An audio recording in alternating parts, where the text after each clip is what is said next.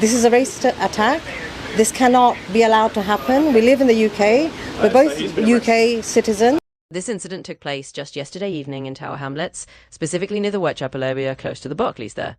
According to Reshna Begum, who is a British Bangladeshi woman and the victim in this case, she and her husband were crossing the main road when everything began.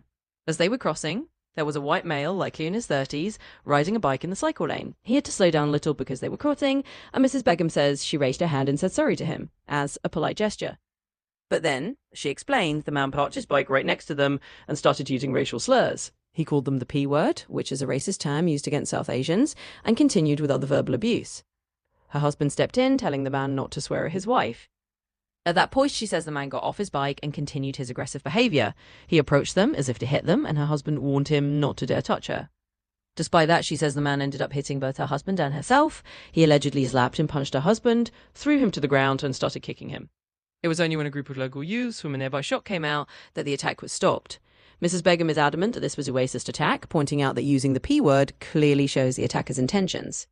He notes that Whitechapel is a diverse area with a large Muslim population, and she's concerned that if people feel confident enough to be openly racist there, then nowhere in the UK feels entirely safe.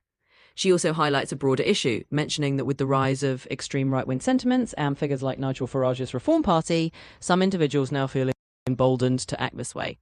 In her words, it's making things worse and creating a climate where certain people think they can get away with anything. Mrs. Begum has filed a complaint and plans to prosecute the attacker. She firmly states that everyone in the UK has equal rights and that such incidents are appalling and should not be happening.